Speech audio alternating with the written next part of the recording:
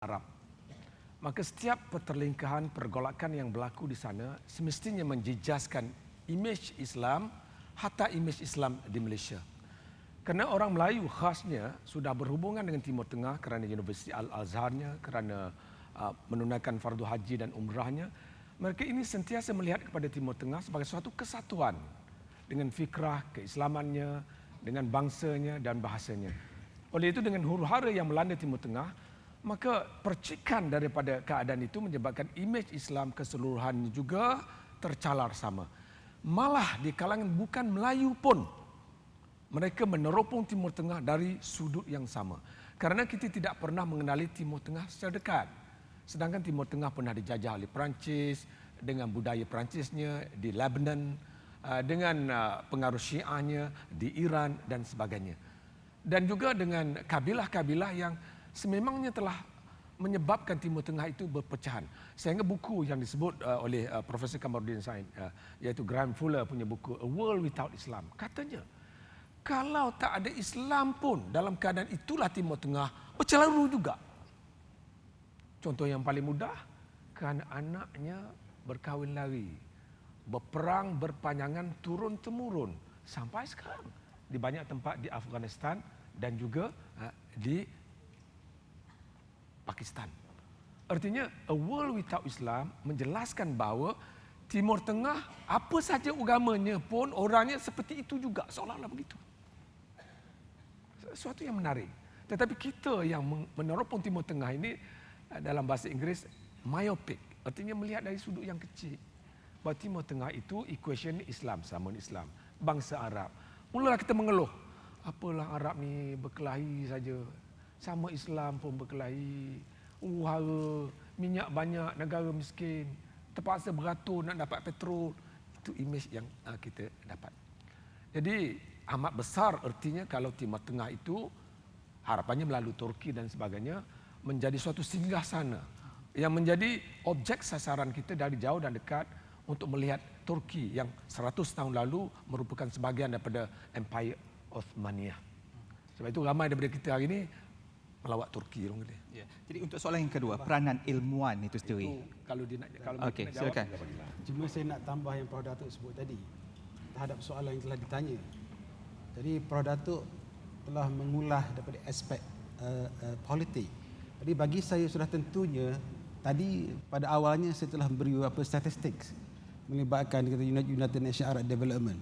Jadi sudah tentunya peperangan yang berlaku di Timur Tengah hari ini, di Syria sebagai contoh, keadaan di Iraq sebagai contoh, pastinya dari segi ekonominya kita akan terus ke belakang. Jadi impaknya besar. Impak dari segi ekonominya besar terhadap umat Islam. Jadi sebab itu bagi saya lah, kita berada di Malaysia, alhamdulillah kita bersyukur keadaan kita pada hari ini.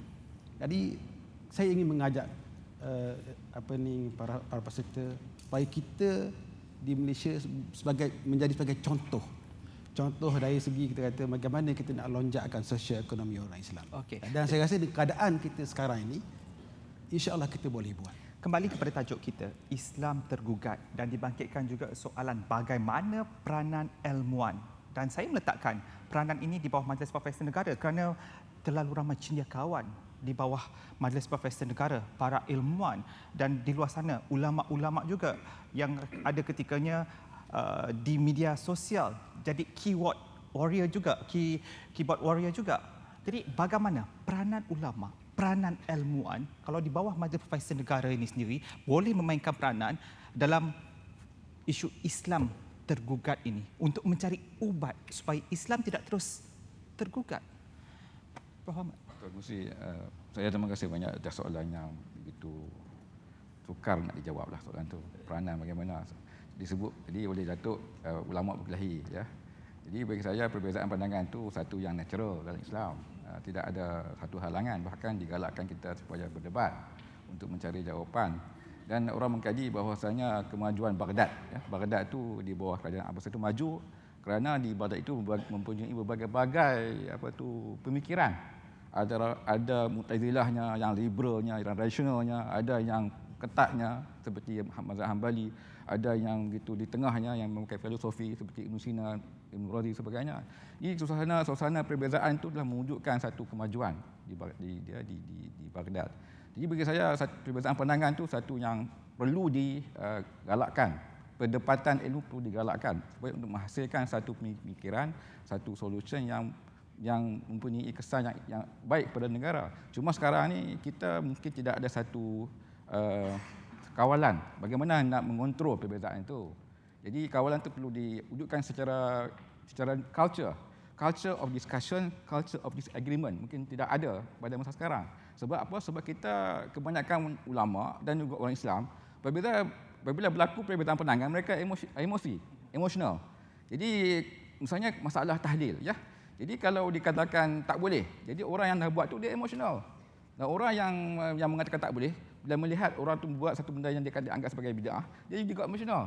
Jadi kita umat Islam ni bagi saya perlulah mengurangkan perasaan emosional tu, tapi balik kepada rasional dan berasaskan pada bukti dan berasas pada nas.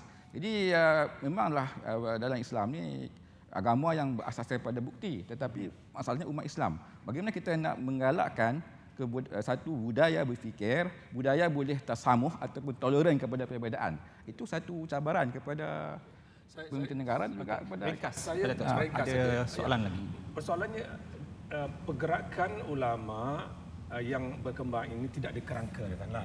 Saya tidak berpengalaman, kita faham juga. Tapi persoalan kedua, ulama-ulama yang muncul ini kadang-kadang tidak berjiwa besar untuk menerima pendapat yang bercanggahan. Kalau zaman Baghdad barangkali dengan kerangka yang kuat, percanggahan ini menjadikan pengkayaan ilmu yang terdorong kepada suatu perjuangan yang lebih baik sehingga lahirlah peradaban Islam. Tapi hari ini kita dapati bukan saja kafir mengkafir sesama mereka barangkali, hina menghina antara mereka, semata-mata kerana mereka ini belajar di suatu tempat merasa itu sudah tamat. Mereka yang belajar di tempat lain merasa dia juga lebih tamat. Maka lahirlah pergeseran dalam keadaan yang dimaksudkan. Jadi persoalan berjiwa besar di kalangan ulama ini juga penting. Dan berhubung dengan cendekiawan yang disebut tadi, saya tambah sikitlah. Semalam saya disebut kali ini kepada Profesor Kamarudin juga, bahawa suatu masa dahulu mungkin orang politik begitu dominan. Tapi hari ini, akhir-akhir ini, ahli politik semakin kebimbangan, tidak begitu dominan. Masa inilah, zaman inilah barangkali para cendekiawan juga memunculkan diri, memartabatkan diri dari kalangan 2,000 lebih profesor-profesor yang disebut itu. Apatah dalam tradisi Islam, raja yang mendekati ulama. Mengapa kita tidak menghidupkan itu? Ataupun kita mewujudkan apa yang saya istilahkan sebagai pro-professor establishment. Establishment yang selalu merujuk kepada para cendekiawan. Dan bukannya pro-establishment profesor yang akur sebelum pemerintah akur. Itu yang kita nak mendalam tu. Okey, jadi soalan yang seterusnya silakan. Saya ucapkan tahniah kepada semua panel yang memberikan satu hujah yang baik. Soalan saya mudah saja. Dalam forum yang bersifat advocation, forum yang memberikan kita satu resolusi ataupun recommendation kepada isu yang kita ketengahkan sekarang ini berkenaan dengan Islam tergugat. Jadi persoalannya sekarang ialah, benarkah Islam itu tergugat? Islam itu adalah satu agama yang dijamin oleh Allah, terpelihara sampai the day of the judgment.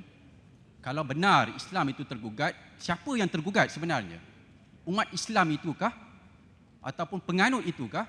Kalau penganut itu diasosiatkan, misalnya dalam forum ini banyak mengenengahkan contoh-contoh orang Melayu, saya rasa itu tidak adil. Kerana penganut Islam itu terdiri daripada orang Cina, orang India, orang Eropah, orang Jepun, China, 7 million penganutnya ialah agama Islam. Jadi benarkah sebenarnya kita dalam konotasi yang diberikan ini mengatakan bahawa Islam itu tergugat? Jadi sebagai layman, saya nak tahu daripada panel sekalian, satu solusi, pasal kita berbincang tentang advokasi ilmuwan, apa solusinya jika benar Islam itu tergugat? Terima kasih. Silakan, Datuk. Ya, terima kasih. Apabila kita menggunakan istilah Islam, kita menggunakannya dalam takrifan yang banyak sebagai makna dengan variasinya. Satu, Islam sebagai agama yang diturunkan oleh Allah sebagaimana yang terkandung dalam Al-Quran dan hadis. Itu jaminan Allah. Tapi pada masa yang sama kita juga melihat Islam sebagai realiti dari penterjemahan itu. Bagaimanakah ia teramal dan seumpamanya. Jadi apabila umat Islam yang menganut Islam itu berada dalam keadaan terhakis keimanannya, pengamalannya dan sebagainya, maka secara sedar dan tidak sedar kita seolah-olah mengiktiraf bahawa Islam itu tergugat. Itu yang biasa dimaksudkan di situ. Kerana Islam sebagai agama dijamin oleh Allah. Dalam erti kata ia tidak boleh dihapus walaupun umat Islam itu barangkali bermuzafir di akhir zaman dan seumpamanya. Jawapan mengenai bagaimana nak menangani ini suatu yang besar. Pertama, kita mengakui bahawa di Malaysia kita mengamal demokrasi. Apapun jenis demokrasi, ia adalah suatu jenis demokrasi yang membolehkan kita ini membuat pilihan secara bebas. Beramal agama ke tahap yang semampu oleh kita. Tetapi dalam keadaan kita diberi kebebasan ini, bukan sedikit orang Islam dalam usaha mereka mempersalahkan orang lain, tidak mempersalahkan dirinya dalam membuat pilihannya. Dari segi amal ibadat, fardu ainnya, fardu kifayahnya dan sebagainya. Jadi demokrasi dan kita menuntut supaya kita menggunakan ruang dan peluang yang ada sebagai orang Islam di Malaysia ini, yang mana ruang dan peluang itu masih banyak lagi. Bukan sekadar dalam hal-hal zakat. Yang ada banyak hari ini berbekalkan wang yang semakin banyak ialah untuk pergi umrah sebanyak 50 kali. Itu yang kita dengar. Tetapi yang lain itu masih belum diisi. Yang pertama. Jawapan kedua ialah keperluan umat Islam menampilkan diri sebagai peradaban yang berjalan. Ini kurang.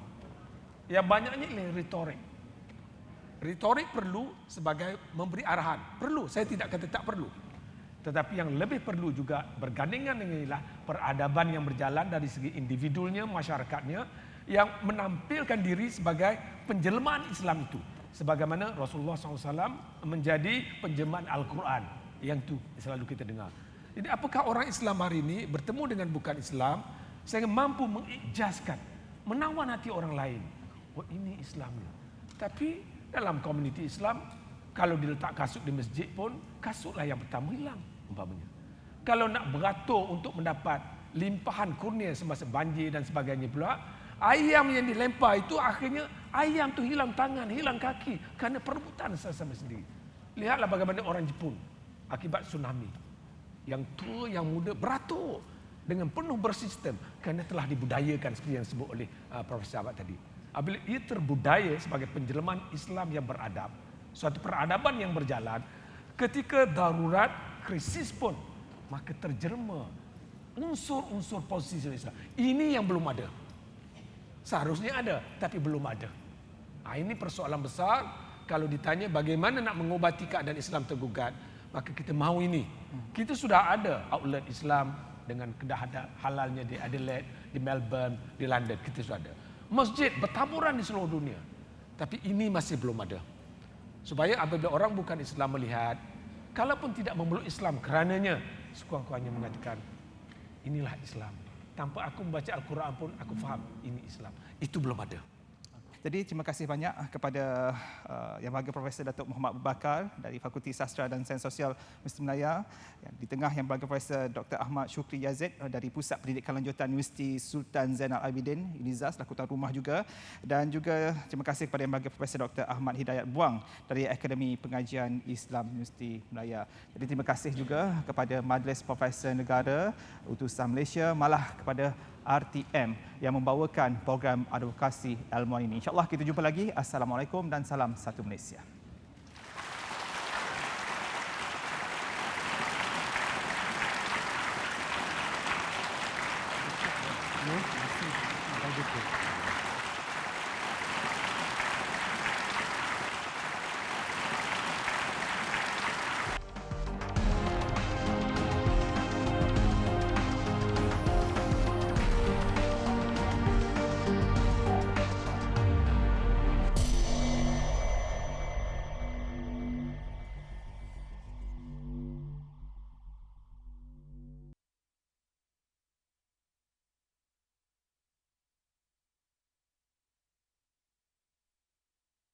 Dari